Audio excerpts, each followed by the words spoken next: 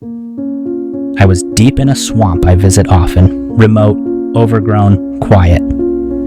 Then I heard something moving in the mangroves. For those who don't know, mangroves are like tangled roots, thick as webs, impossible to move through easily.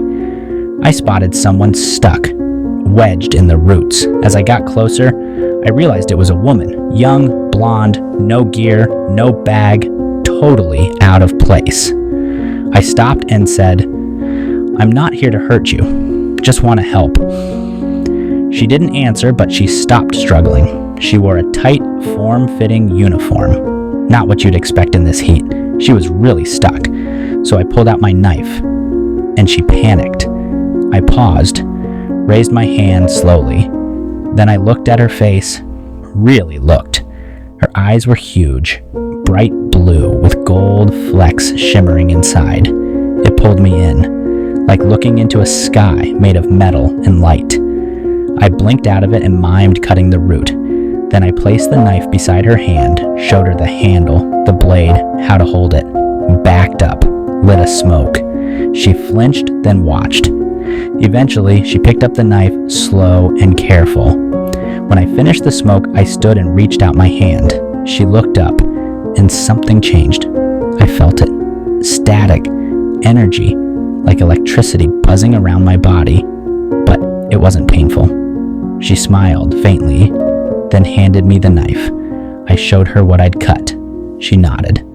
Once the root was clear, she tried to stand. I reached to help, and the static intensified. She stumbled.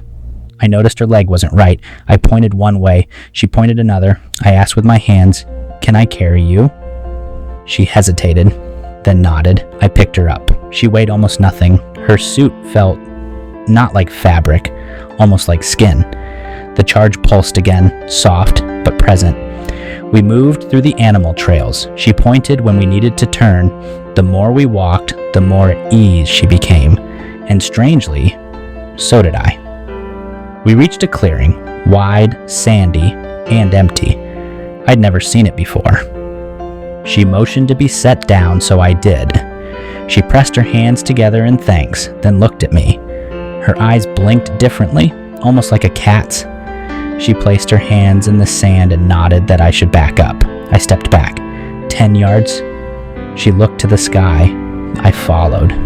Nothing but cloud, until suddenly, a shimmer, blue light, a window around her, and inside it, a circle, dark orange, surrounded by metallic silver, then gone.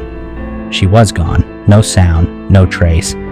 I stood there a long time, then I smiled. I don't know what happened, but I was happy, like something had changed in me, and I knew I'd never forget her.